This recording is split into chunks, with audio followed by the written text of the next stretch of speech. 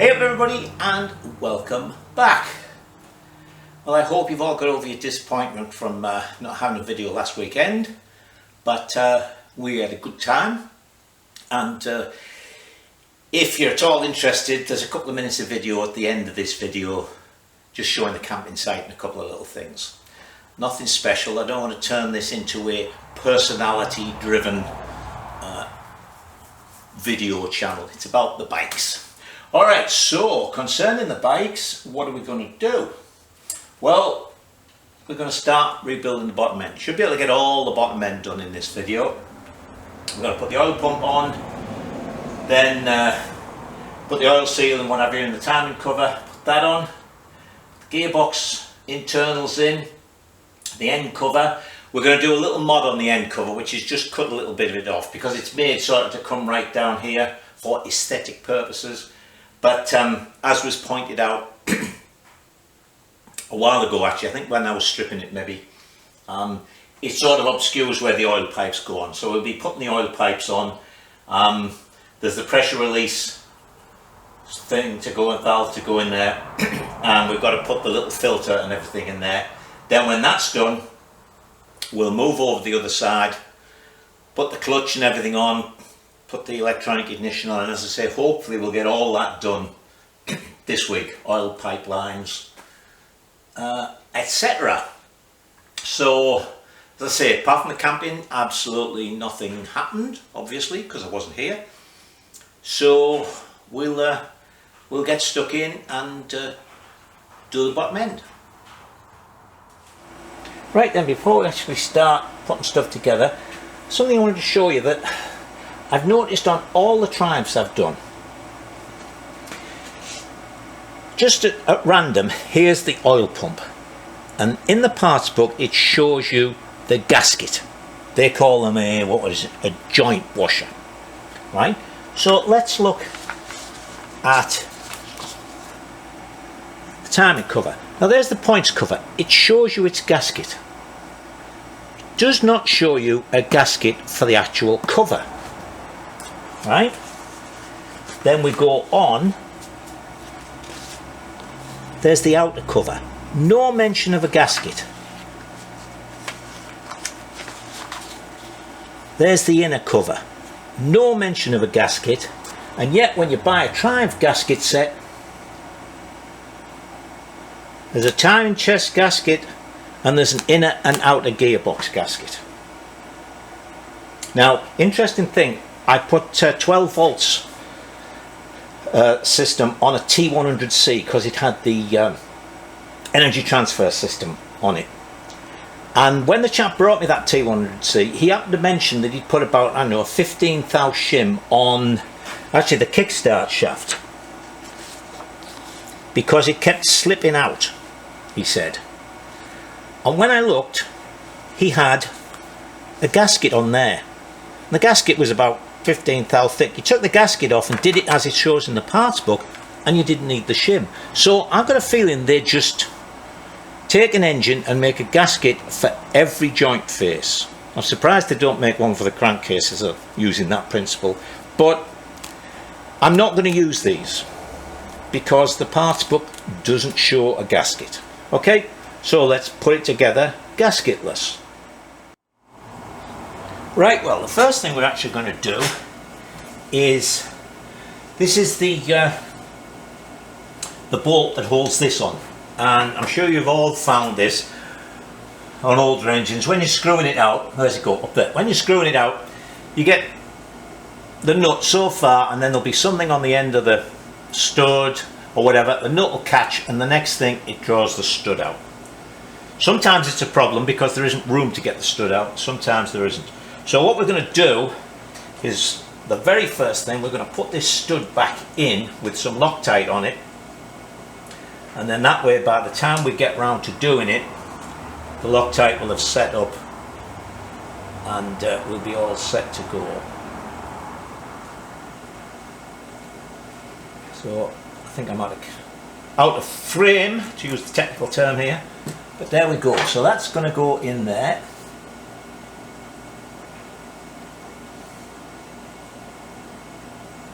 That's going to go in there. There we go. And I've actually put red Loctite on because we do not want this to come out, really.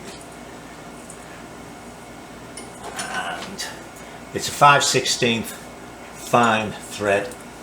So I'll put a couple of nuts on.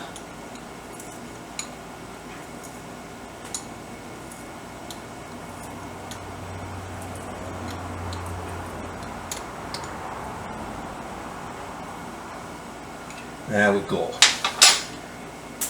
Now, as I say, by the time we get around to putting the oil pipes on, that will nicely have set up.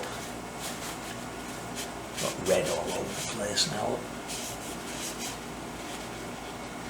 Okay, so first thing we're going to put on is our oil pump. And I haven't got the grease, hold on.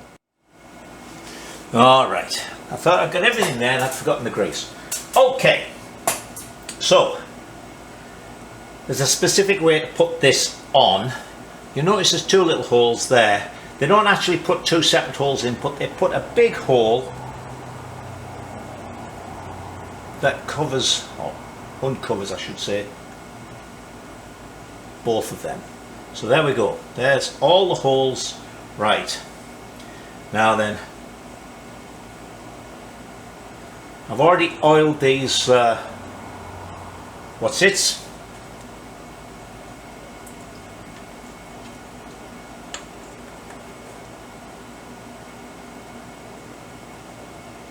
Plungers. See, my mind's thinking all the time. Grease the gasket and everything. Now, you'll notice these holes are chamfered and the nuts are chamfered to match. And there's even little dished lock washers. I'm assuming this is to centralise them on the studs to keep the oil pump lined up and everything. Now the other thing about these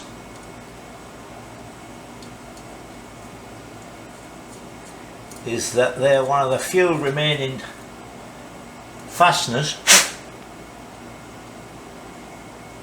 that are Whitworth size.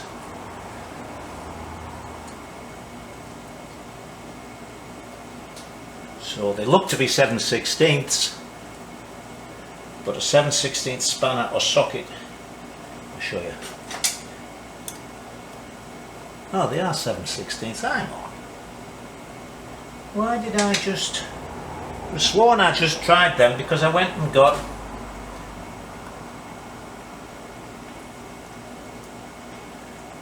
oh, here, I'm cracking up, people. Why did I just try them and say they weren't? So, totally disregard what I just said. They are 7/16.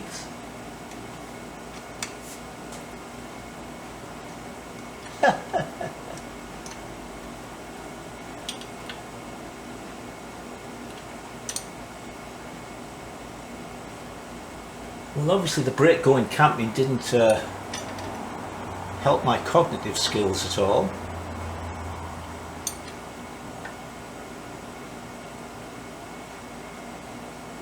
Alright, so there is that on. Now the next thing we've got to do is there is the feed to the sort of quill end of the crankshaft. So what we have for there is an oil seal, and then because there's there's a fair bit of pressure behind that oil seal, there is a snap ring or whatever you want to call it to put it in, to hold it in. So let me put them in and then we'll put the timing cover on. Just remember that, I better mention this, the way the oil seal goes in. You would think it maybe goes in that way, but don't forget the oil's coming up from the back, so you want the open side, which is the sealing side, to go to the oil. So that's going to go in there like that. So there's the oil seal in. Now all we've got to do is put our little circlip, snap ring, whatever you want to call it, in there as well.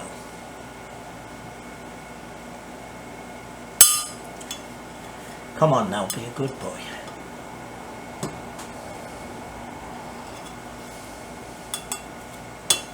There we go. But as I said, don't forget this has got the pressure to feed the big ends, so it's going to be what, 40 pound, 40 psi coming in through the back. So that's the way we want that. Right, now we'll oil that up, put some gasket cement on, and then I think, yeah, we can put that on. So we're all set to put this on. I've got all my screws, because they're different lengths. Just bought all new ones. Some of them I was able to buy the right lengths, but in some instances where there was only a couple, like for instance 1 5/16, they didn't make a 1 5/16, so I got 1 3/8 and I've just shortened them, so we're all ready to go. So in the timing case, the 7/8 ones go in the top 4 holes and the longer ones go in the bottom 4 holes. And for those of you who are thinking about it, I haven't forgotten the oil seal that goes for the where the ignition can would go. I'm having trouble with my words this morning. It's a Monday morning, just back from holiday.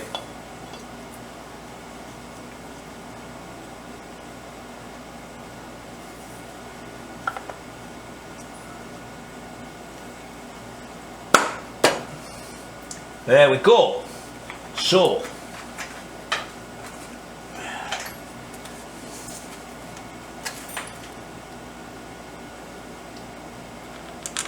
four short ones in the top.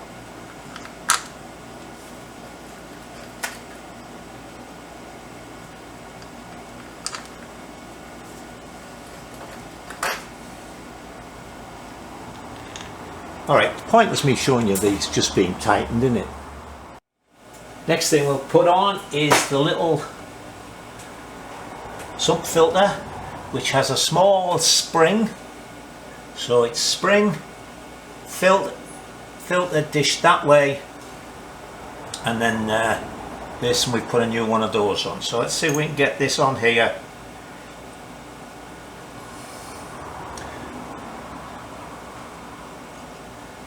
Goes.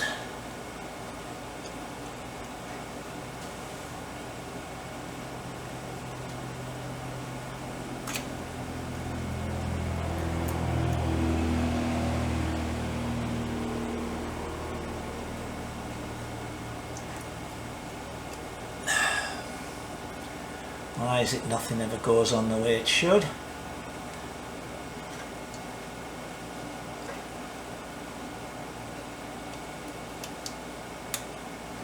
There it goes.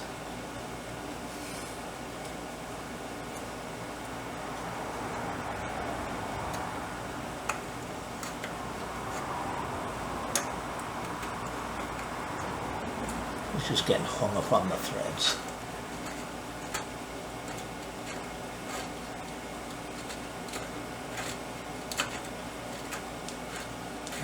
Go. And this, of course, the plugs are definitely are Whitworth. That was weird with that 7/16. Alright. And that's why, of course, these are generally chewed up like the rocker box covers, because people don't have the right size thing. So that's that on. The next thing we'll put on is the pressure relief valve. Right then, first part. Oh, sorry about that.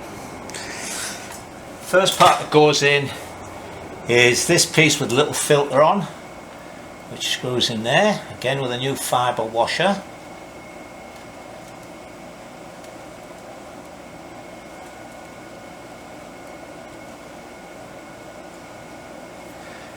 That's 1 inch.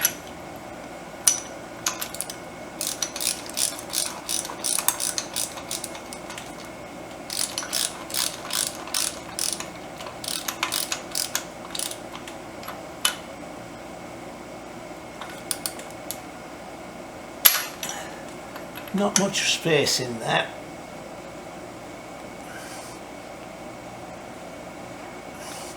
Right, then the little plunger goes in, and that's what the pressure is going to push out to clear the little hole in there. So that goes in. We'll put a little bit of oil on it. Got to keep everybody happy.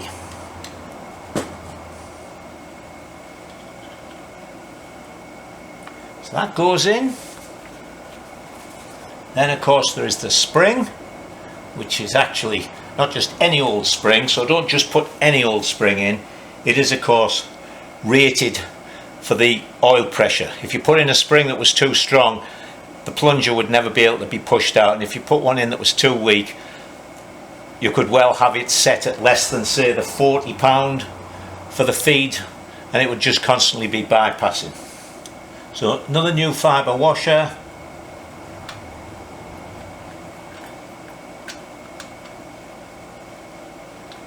Oh, come on.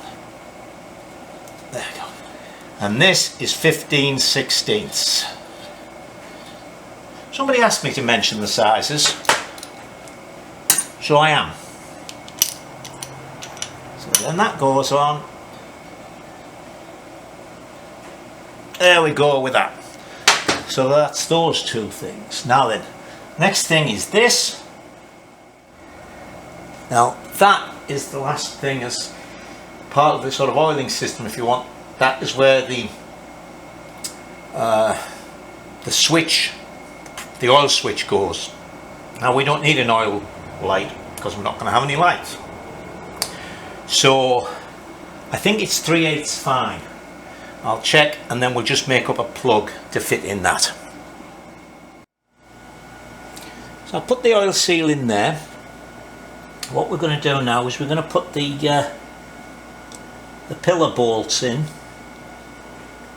Of course we're not putting points in because we're putting electronic ignition on.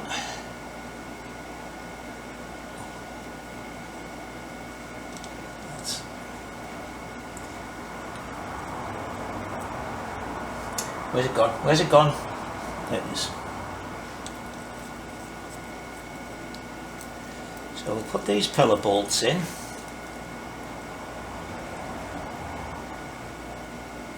They're 1/4 inch, by the way, for those who need to know.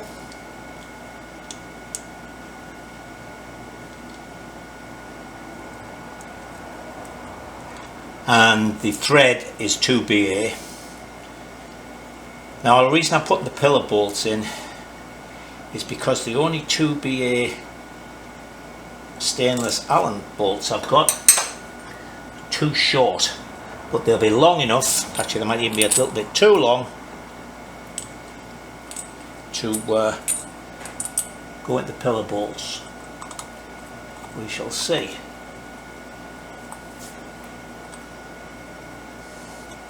Now I might just make a little alloy cover to go on that to sort of match up rather than this. Look, I probably bought these for this very job. Oh, forgot me little bit of grease. I'll get shouted at.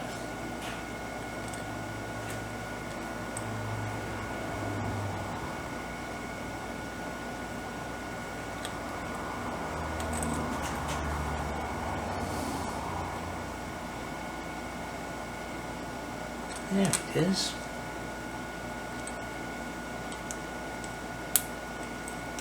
There we go.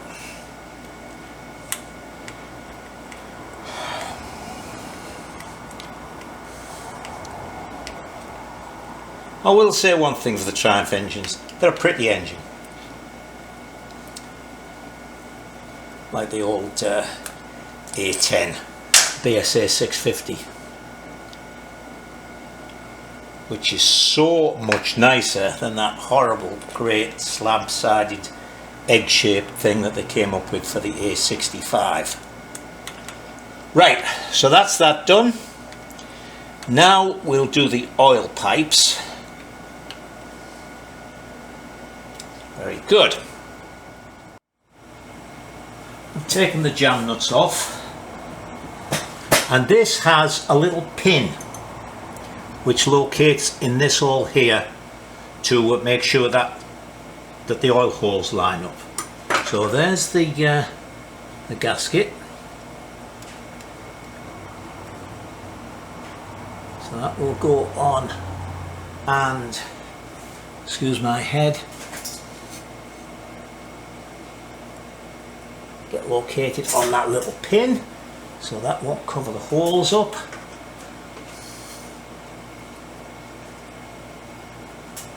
Grease on that. Now then, should I put that on? Yeah. Will the gearbox go on with that, or would it be easier to? No, it'll be alright. Anyway, it'll soon come off. Washer.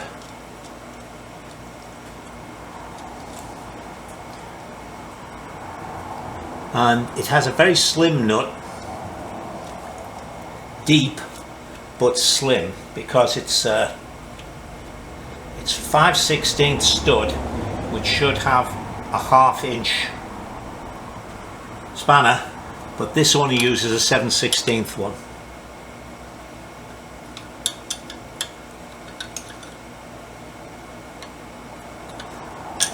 There's hardly enough room to get anything in there.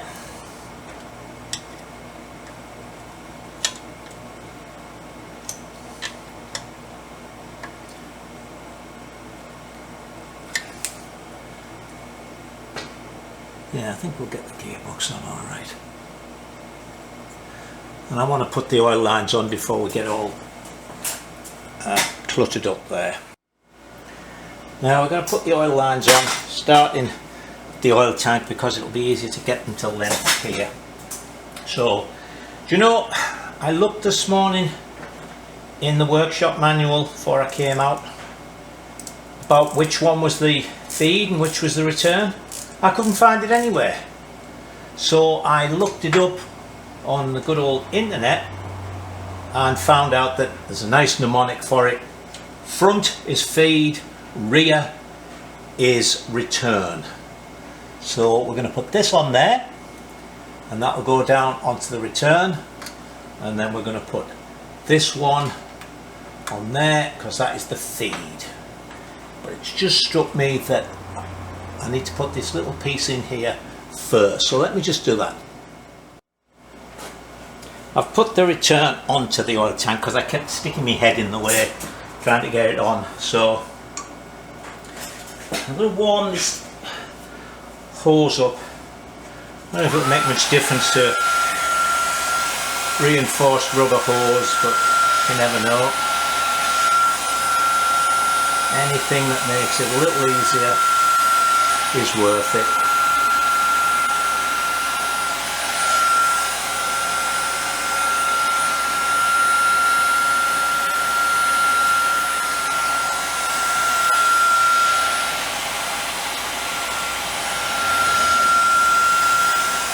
I would normally use the plasticky hose, but it's not as flexible as the rubber hose, and because of the way this has got to go around this thing and down, I decided to try and use the rubber. Put a little bit of oil in as well to lube it. Come on now.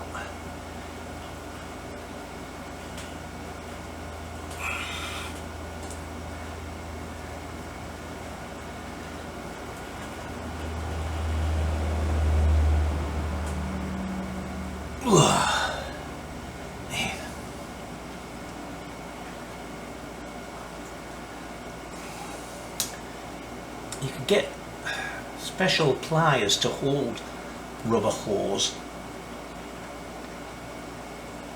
to help you push it on. I think that's as far as that's going to go. So we'll tighten that up and get black as the ace of spades off this rubber.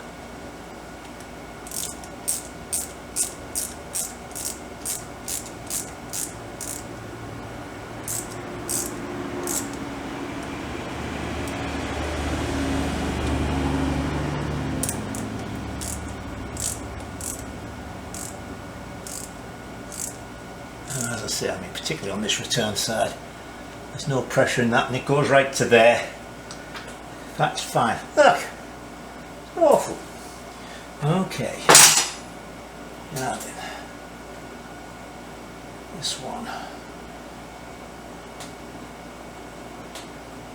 Let me just clean the end up on that so I can get it absolutely flush.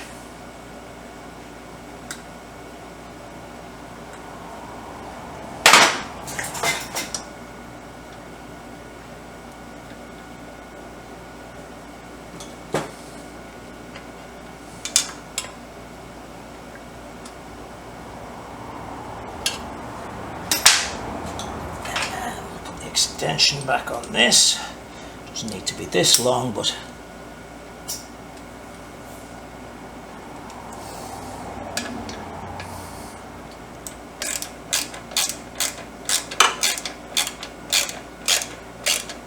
oh, by the way, because so many people mentioned it, I did bell the end of these a little bit.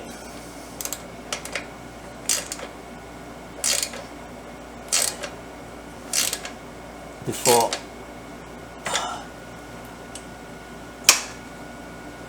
that's tight. Now then, that's got to come under there. Put you back that way. That's going to come under there and onto there like that. So we'll cut that about there.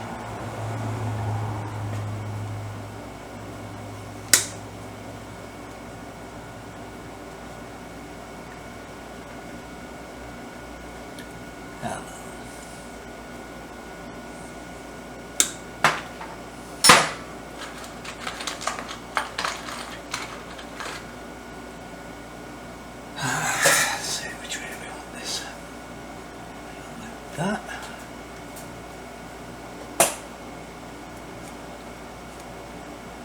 Now like that.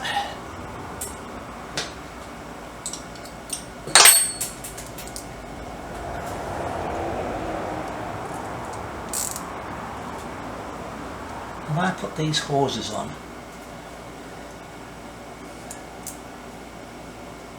this one's bigger than that one. I'm right. I was thinking maybe I'd put, because one hose is slightly larger diameter than the other. I thought I'd put them on the wrong way around, but I don't think I have.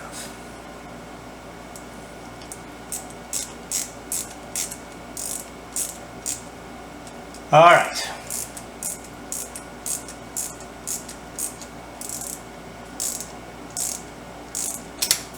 Oops. A bit carried away, am I?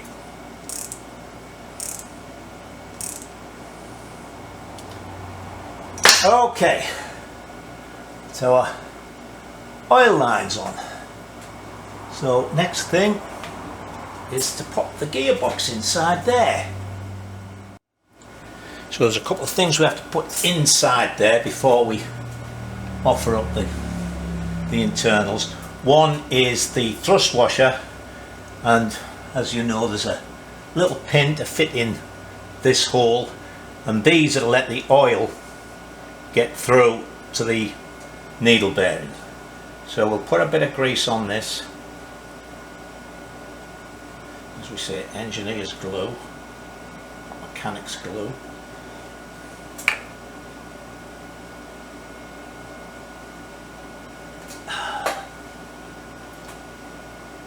You really need to have little hands to work on trying gearboxes.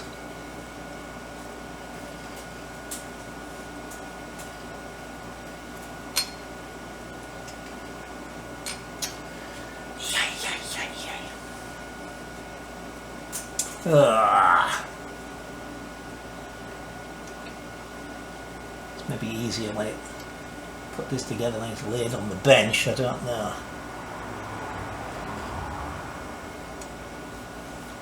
Got it on, but it's not where the pinch wants to be. I think I can just...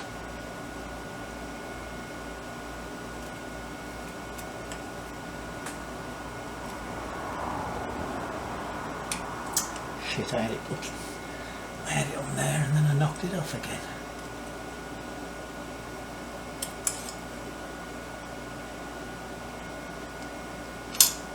Oh, crikey, Mick, come on. Definitely think I should have put this gearbox together on the bench.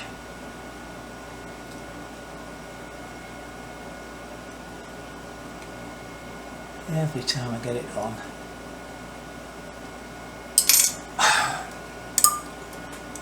Alright, turn off time. Actually, didn't take all that long. Right, now the other thing to put in is the little détente thing, which goes in up there at the top. I mean, you can't see much of this, but it goes in and it's stayed in. Right, now I've already put some gasket cement on this. In fact, I've just got some on my fingers. I'll squirt a bit of oil on there.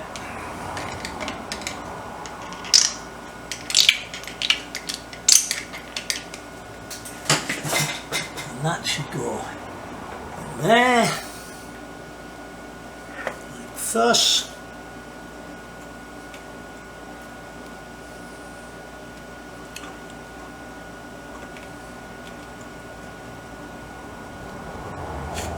Go in there.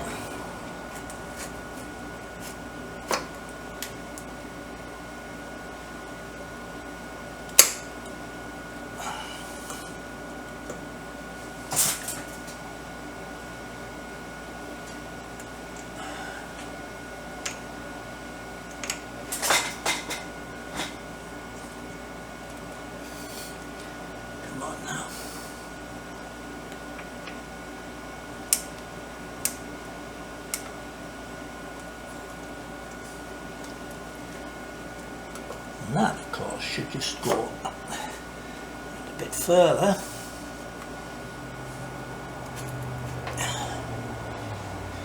Where's my rubber mallet? Well, I've got a problem here. It's going in right up until that last toe, 1/8 of an inch. And then it just will not go in. See? Something is catching.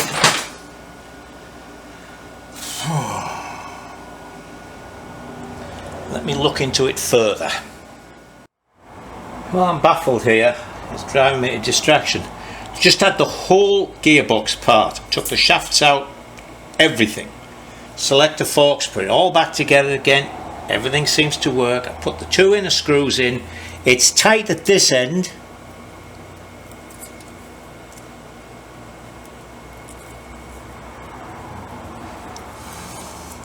But not there.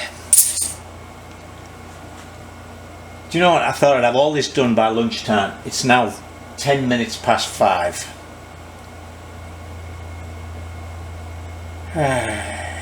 Alright, I'll press on and bring you back when I think I know. I thought I'd found out what it was. I thought I was touching a washer on one of the crankcase bolts here. But I took the washers off and it didn't make any difference. I thought maybe it was the what's it there? The dowel wasn't going, because of the dowel on the other side, wasn't going in all the way. Took the stud out, cleaned it all out. Wasn't that.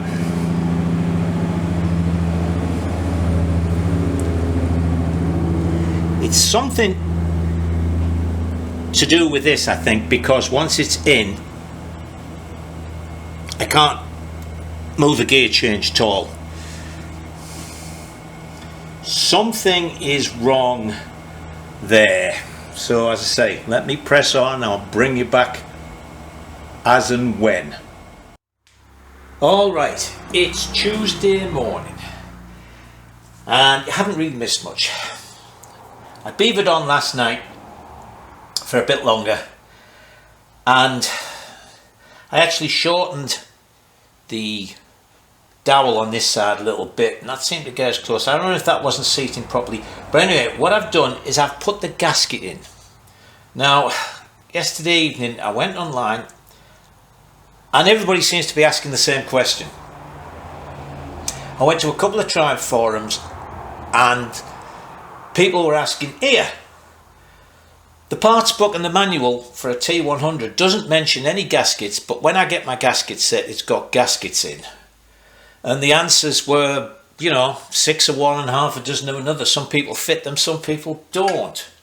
There was some talk about play in the lay shaft and the kickstart wearing and what have you, but basically nobody seemed to have a definitive answer. So I put a gasket, I'm going to leave that gasket in. I put this on, I've just put it on the 2 nuts on the studs because I wanted to see if the gear change was working. It just struck me that I really couldn't get much effort into moving that plate, not as much as the mechanical effort from the foot pedal. So, and now you notice it's a longish pedal, so I've put it on and I've twiddled around with the sprocket so the shafts turn and it goes in all 4 gears and neutral. So I got a feeling we're all right. So what we're going to do now is do this. We'll do this little mod and what have you because I want to look at a couple of things. But we're not going to put this on permanently until we've got the clutch on and I can use the clutch tool to hold the shafts and tighten up that nut on the end of the main shaft. Alright? So let me take this back off and the first thing I'm going to do is cut this piece out of here. Right, well, I've marked out where I'm going to cut it and that sort of clears this here. Oh, I also found out why this is vibrating, although I haven't fixed it yet. I didn't have the belt, which is quite long, exactly the 2 pulleys in line. I found out because it started to walk the bottom pulley on the pump off a little bit. So I don't know why I got that so far out. But anyway, let's cut this.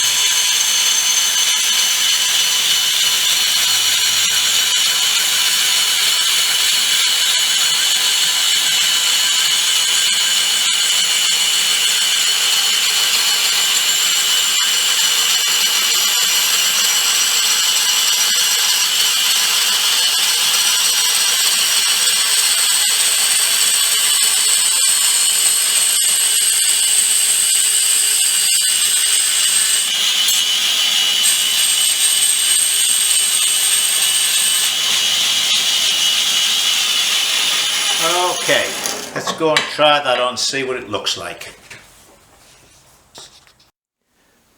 Right, so there that is. Now I know some of you aren't going to like it, but even with the bash plate on, we're going to get crap and stuff going up here. That's going to stop it being able to accumulate. That's going to make it easy to clean that out, and of course you can get at the oil lines if you need to without taking this cover and everything off. Alright. Oh! One thing I don't think I mentioned, when I was in the workshop manual for the 500, I got the engine weight. You remember I was working off the engine weight for the 650, which was £135 I think, and said we were going to lose whatever it was, 10, 15 pound. Well, the 500 only weighs 106. So with the alloy barrels on, we're going to be well under £100, and since the rolling chassis only weighed 110, that's putting this bike at around about £200. We've got the alloy tank to go on, but that's only going to weigh £1 or 2. So that's basically the same weight as my Beza 250 with the modified BSA frame. And also you remember the back wheel. If I got a better back wheel, I could probably lop another £10 off that. So this thing isn't going to be as much of a handful in terms of weight as I was thinking originally. Alright, let's press on. Right, well, I've put the bash plate on, and it struck me that because that's 3/8 fine, these mushroom cap or whatever they call them is a nice big flat face on the back of it. So I put a Doughty washer in, a 1/2 inch one, so it only goes in there, it doesn't block anything off. So that's sealed that up nicely. Let's go around the other side. So here's the drive side, and I think I've got everything I need all laid out, all cleaned up, all ready to go on. But this video is already pretty long, and I'm actually coming up to my trial, so I've got to spend several days out in the woods working on that. So what I'm going to do to finish off this week is we're going to make or find a way of plugging this off. This is where the rev counter drive went. So we'll get that sealed up, and then we'll call that it for this week. And next week we'll do all the clutch and the rest of it and whatever we can fit in. So let me find the bits for this and see what we've got in the way of threads and bits and things we can utilize. Well, I thought I'd crack this because there's the piece that screws the actual drive on, and it's 1/2 inch 20, which is 1/2 inch UNF. So I have 1/2 inch bolts. So I turned the head off because there's not much room there, milled a nice slot in it, went to screw it in, and it wouldn't screw in. And I thought, why is that? Well, the why is because that's a left-hand thread. So we're going to turn this into our plug. Now, of course, it's threaded to the end, and this has got a shoulder on it, so I can't just screw it in. Oh!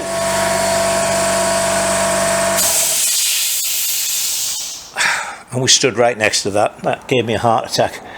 I can't screw it all the way in because of that. I don't know if I want to put a piece there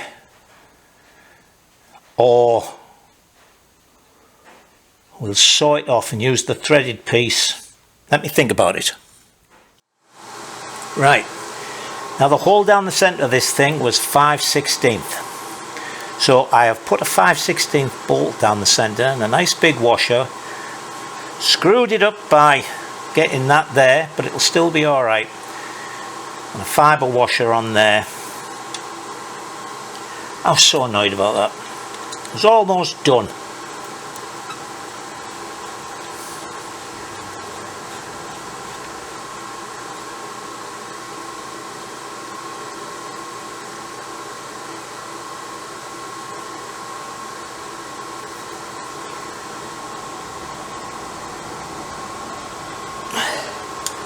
Alright, that's that sealed off, and as I say, that's got to be it for this week. Don't know what I'll manage next week, but I'll definitely put a video out because I want to get the, should be able to do this in just over an hour or so, a couple of hours at the most, because there's always something that goes wrong. But anyway, I think I've got to find a smaller washer for that. I don't like the look of that. But until then, as I say, there's a couple of minutes worth of camping video at the end if you're interested, but if not, you just stay safe and enjoy yourselves. I'd like to see our little camping spot. So here it is. These are set up by the state park, so there's a little fireplace and a camping table. That's our little homemade camper caravan. It was built in the 50s. The chap that built it, which was on a car rear axle, was television repairman. So that little window you can see is actually a television screen from the 50s. There's our kayaks, and we have the kayaks because this is our campsite.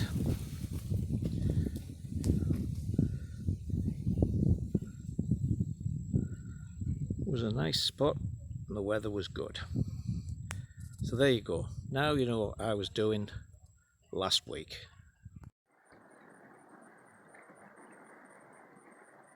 Here's a little walk we went on. For those of you at home, that's what a beaver dam looks like.